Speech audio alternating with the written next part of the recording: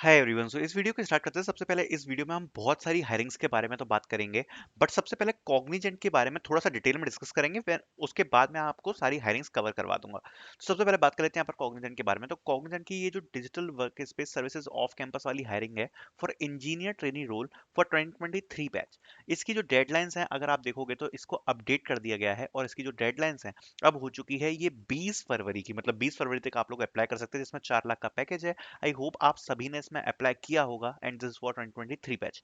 अगर आप में से किसी ने इसमें अप्लाई करना मिस कर दिया था, मतलब अगर आप इसमें अप्लाई नहीं कर पाए थे, तो आप इसमें दोबारा अप्लाई कर सकते हैं। 2023 बैच के लिए इसकी डेडलाइंस को एक्सटेंड कर दिया गया है। ठीक है, इसका मतलब क्या है कि इनको अभी और स्टूडेंट्स चाहिए, ऑब्वियसली और स्टूडेंट्स चाहिए, तभी इन्होंने डेडलाइन को इंक्रीज किया है। बट पहले हम इसके कुछ डाउट्स को क्लियर करते हैं और उसके बाद हम आगे की हायरिंग्स पे बढ़ेंगे। तो देखो, सबसे पहले अपन कॉग्निजेंट की प्रोसेस को ट्रैक कर लेते हैं। ठीक है, कॉग्निजेंट की प्रोसेस को ट्रैक करते हैं। तो सबसे पहले देखो, इसके अभी तक 2 फेज के एग्जाम कंडक्ट कराए गए हैं for engineer trainee job role. तो जो पहला फेज हुआ, पहले फेज में सबसे पहले कम्युनिकेशन राउंड होता है, उसके बाद उसका रिजल्ट आता है, उसके बाद जीडी होता है और उसके बाद होता है इंटरव्यू। अब कई लोग हैं जो अभी इंटरव्यू के लिए वेट कर रहे हैं और कई लोगों का इंटरव्यू हो चुका है। उसमें से कुछ बिल्कुल स्पेसिफिक लोग हैं जिनका इंटरव्यू के बाद यहाँ पर सिलेक्शन मेल भी आ चुका है कि आप सिलेक्ट हो गए हो कॉग्निजेंट में। ठीक है, तो जो पूरी प्रोसेस है केवल विद इन 1 मंथ इन लोगों ने कंप्लीट कर दी है, तो वो काफी अच्छी बात है। और कई लोग जो अभी जीडी तक पहुंच गए हैं और अभी इंटरव्यू के लिए वेट कर रहे हैं, सो अभी आप लोगों के इंटरव्यू शेड्यूल हो सकते हैं, बिकॉज अलग अलग रिक्रूटर के साथ अलग अलग इंटरव्यूज हो रहे हैं। ठीक है, ये तो था पहला फेज।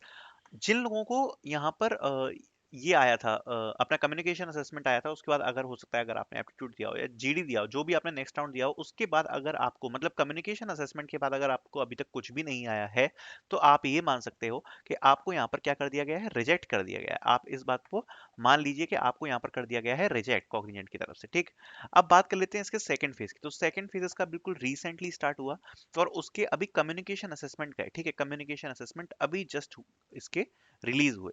अब कम्युनिकेशन असेसमेंट आपके जस्ट अभी गए हैं, अब इसको बाद क्या होगा, इसके बाद यहाँ पर आपका होने वाला है जीडी राउंड, मतलब कि ग्रुप डिस्कशन राउंड के मेल्स आपको यहाँ पर देखने को मिलेंगे। और डिपेंड करता है, और उसके बाद आपके इंटरव्यूज यहाँ पे शेड्यूल होंगे, जो कि पहले कॉग्निजेंट में जिस तरीके से इनकी प्रोसेस को हेल्ड करी। ऊपर से आपको जो एक बात दिमाग में रखनी है, वो ये बात दिमाग में रखनी है कि इनकी जो प्रोसेस है वो बहुत ही ज़्यादा फास्ट है, तो बहुत जल्दी इनकी प्रोसेस जो है वो कंप्लीट होती है। अब बात करते हैं इस हायरिंग की। क्या इस हायरिंग में री अप्लाई कर सकते हैं वो वाले लोग जिन लोगों ने इसमें पहले अप्लाई कर दिया था? तो बिल्कुल नहीं कर सकते अप्लाई, इसमें री अप्लाई नहीं कर सकते हो आप लोग।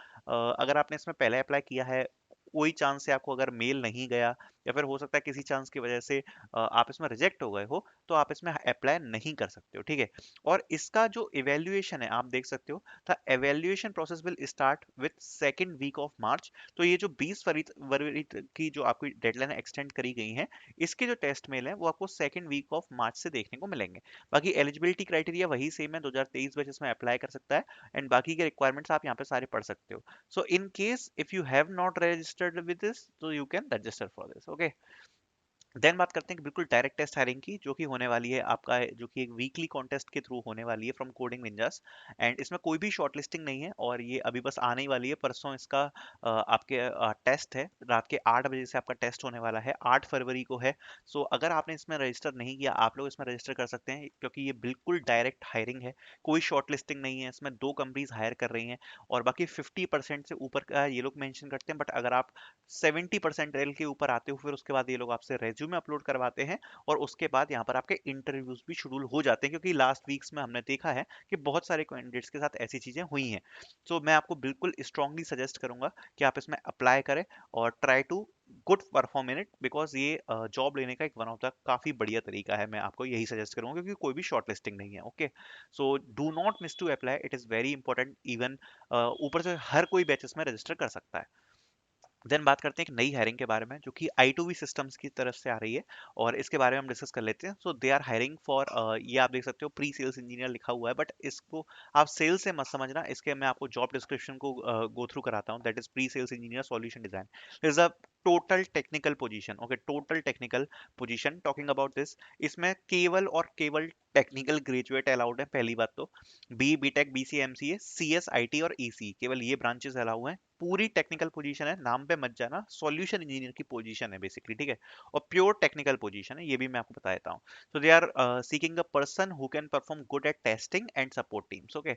सो it is very important hiring opportunity. और सबसे अच्छी बात यह है कि अभी इसके बारे में ज्यादा लोगों को पता नहीं है। सो अगर आप इसमें अप्लाई करोगे तो आप बिल्कुल अर्ली स्टेज में अप्लाई करोगे, तो एक आपके लिए एडवांटेज रहेगा।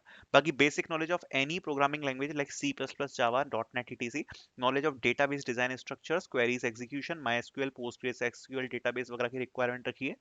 Good and active communication skills की रिक्वायरमेंट इन लोगों ने मांगी है। एंड बाकी की रिक्वायरमेंट्स वगैरह आप पढ़ सकते हो। हम सीधे पहुंचते हैं इंटरव्यू प्रोसेस में। तो जब आप अप्लाई करोगे सबसे पहले आपकी टेलीफोनिक स्क्रीनिंग होगी।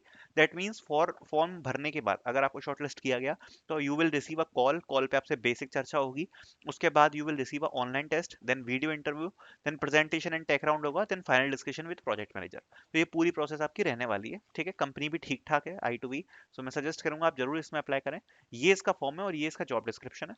दोनों की लिंक मैं आपको डाल के दूंगा डिस्क्रिप्शन में, ठीक है। बाकी इसमें आप अप्लाई कर सकते हो अपना रेज्यूमे वगैरह अपलोड करके। So do not miss to apply. Then we have a hiring opportunity from Synopsys. Synopsys is hiring for intern technical engineering. Talking about this, bachelor's master's degree in EECS वाले apply कर सकते हैं, and C++, C++ की requirement रखी है, so you guys can apply. Then we have a hiring opportunity from Amazon. Amazon is hiring for applied scientist internship, and this is a very very good hiring opportunity because काफी लोगों को reward आते हैं इसके through. So do not miss to apply. Currently enrolled in degree program की requirement रखी है, that means 2024 and 2025 batches are allowed to apply in this. Then we have a hiring opportunity from Walmart. They are conducting coders 2024, and this is all for female coders, and this is a direct test hiring opportunity, no shortlisting. So one of the amazing hiring होने वाली है for female students of 2024 2025 batch. So if you have not registered for this, must register in this. Then we have a hiring opportunity from Deloitte. Deloitte is hiring for virtual admin support associate analyst, Hyderabad job location. Talking about this, any bachelor's degree student can apply. Good communication skills, you have the knowledge of basic so PC software की requirement इन लोगों ने मांगी है. So it is also important, do not miss to apply. Then we have a hiring opportunity from Vontier. Vontier is hiring for software engineer 1, and software engineer 1 का आपका job role रहेगा basically.